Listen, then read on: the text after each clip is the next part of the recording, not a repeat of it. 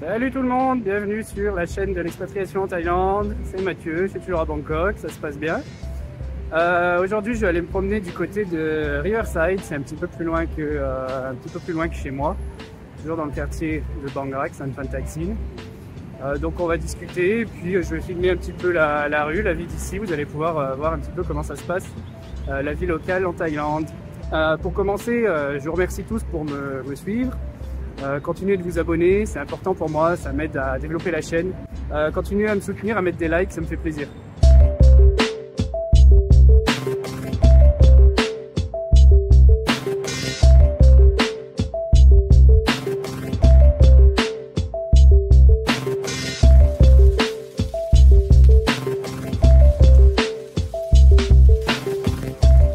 Alors aujourd'hui, on va aborder un sujet qui m'a été inspiré par une discussion que j'ai eue récemment avec mon cousin au téléphone, qui lui est en France, et qui m'a demandé, à juste titre, comment ça se fait que tu te retrouves sur Bangkok, toi qui es plutôt un gars de la campagne, un gars qui aime la verdure, la rando, la nature, etc., qui aime le calme.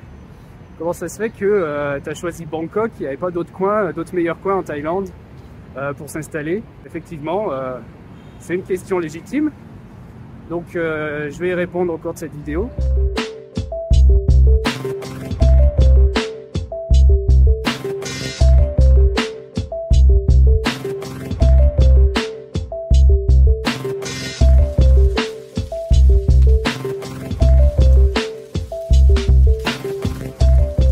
Alors pourquoi est-ce que j'ai choisi Bangkok et pas un petit village perdu en Thaïlande? C'est pas les petits villages qui manquent, les campagnes qui manquent en Thaïlande. Si vous allez dans l'Isan ou dans le nord de la Thaïlande, il y a plein d'endroits avec des jolies rivières, des petites montagnes au nord, on peut faire de la rando, on peut se promener, etc. Ça, effectivement, c'est quelque chose qui me manque un peu au quotidien.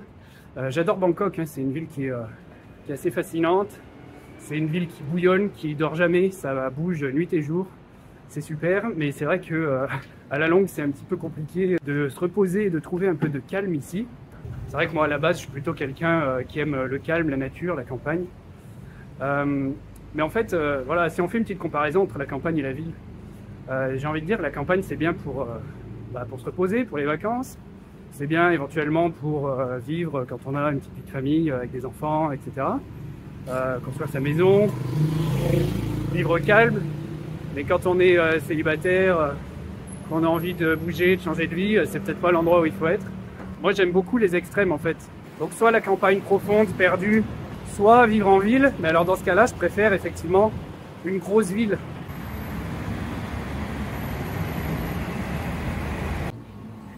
Donc vous voyez, Brest a sa rue à Bangkok.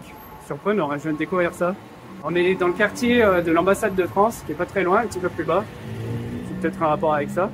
Donc moi, comme je vous disais, c'est soit la campagne un petit peu perdue, très au calme, au vert, etc., pour profiter de la nature, pour profiter d'une vie saine, soit la grosse ville, mais dans ce cas, la ville gigantesque, type Bangkok, qui dort jamais, où il y a toujours quelque chose à faire. Parce qu'entre les deux, on n'a ni les avantages de la ville, ni les avantages de la campagne. Quand on vit dans une petite ville, il n'y a pas énormément d'opportunités, et en même temps, c'est pas encore assez la campagne pour profiter de la nature. Bon, je sais pas si vous me suivez. Donc voilà, moi j'aime les extrêmes. J'aime beaucoup aller à la campagne. Je suis originaire de Haute-Loire, donc j'aime beaucoup y aller régulièrement. Alors maintenant, bien sûr, je peux y aller un peu moins souvent, hein. C'est un petit peu loin. Mais sinon, je m'épanouis aussi très bien en ville. Il n'y a aucun souci avec ça. Donc pourquoi est-ce que j'ai choisi Bangkok et pas un autre endroit en Thaïlande? J'aurais pu aller à Pattaya, j'aurais pu aller à Phuket, à Samui, ou comme je vous disais, j'aurais pu aller m'enterrer dans un petit village de l'Isan.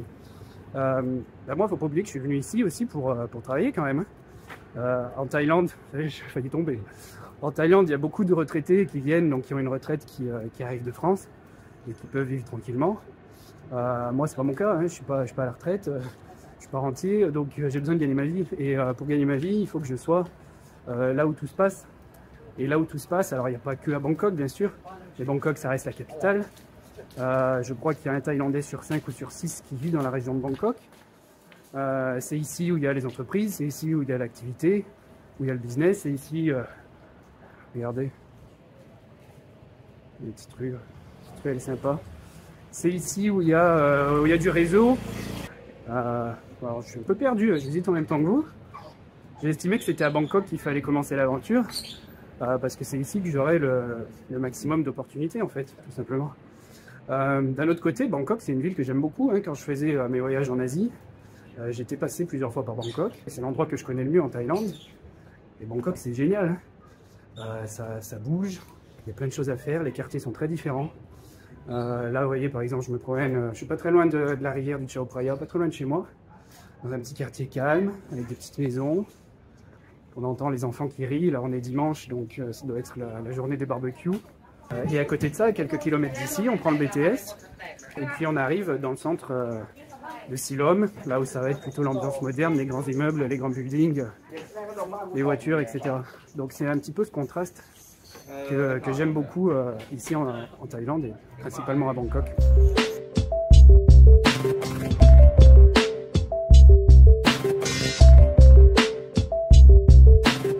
C'est un petit peu comme, imaginez quelqu'un qui vient des Dom-Tom, mettons, et qui va en France, en métropole. Quelqu'un qui a grandi à La Réunion, en Guadeloupe, et qui, à 18-20 ans, part faire ses études en France. Alors, en général, il y a une chance sur deux pour qu'il atterrisse à Paris, hein. À Paris ou à Lyon, dans une grosse ville. Il ne va pas aller s'enterrer au fin fond du Larzac ou du Cantal. Peut-être que son chemin le mènera là-bas un jour, mais en tout cas, en arrivant, on commence par les grandes villes. Vous voyez, là, je me rapproche de la rivière, il y a du street art sympa derrière moi, là.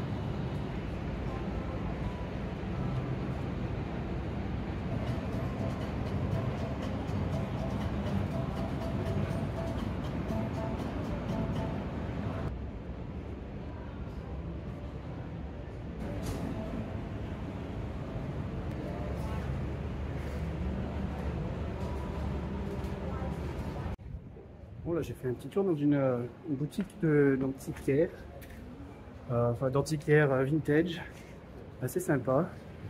Là, on fait des petites découvertes comme ça tout le temps à Bangkok. J'arrive bientôt du côté de Riverside, je me retrouve là-bas.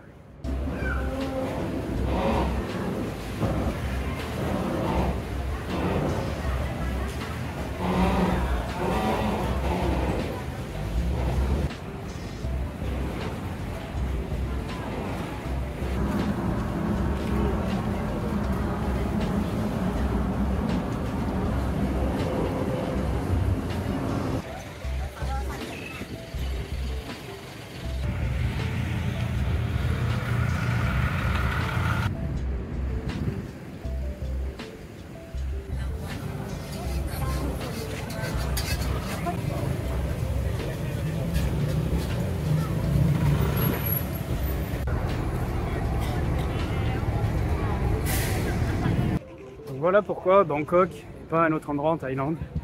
Maintenant je reste flexible, hein, je ne sais pas de quoi l'avenir sera fait. Si ça ne marche pas pour moi sur le long terme à Bangkok, je suis complètement mobile et je peux me relocaliser n'importe où ailleurs en Thaïlande. Hein.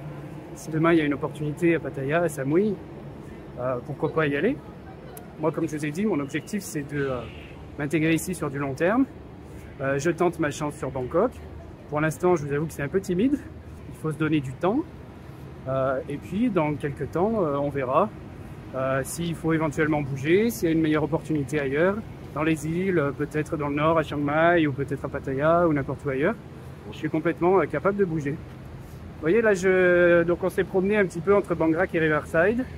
Je viens d'arriver au niveau du musée d'art contemporain. Je pense qu'on va aller faire un petit tour. En fait, je trouve que le quartier de Riverside est largement sous-coté. C'est super bien, c'est aéré. Vous voyez, il y a des trucs sympas. Là, je suis juste en face d'Icon Siam. On avait fait une vidéo sur Icon Siam il y a quelques temps, avec le mandarin oriental. Voilà.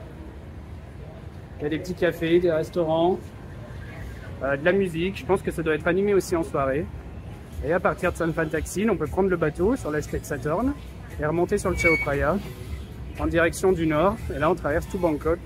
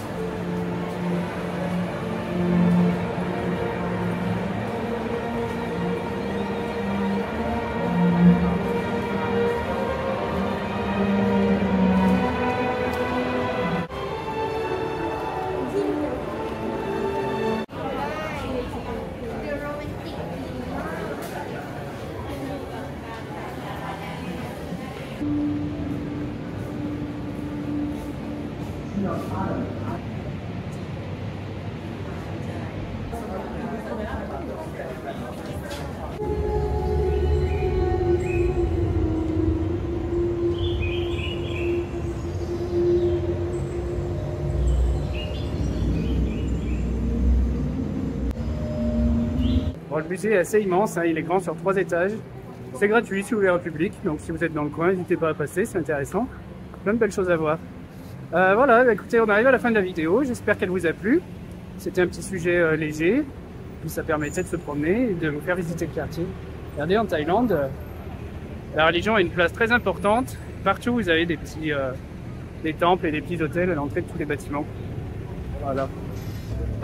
Écoutez, je vous remercie de continuer à me suivre. Abonnez-vous, laissez-moi des likes si vous aimez ce que je fais. Ça m'encourage à continuer. Et moi, je vous dis à la prochaine pour une nouvelle vidéo. Salut!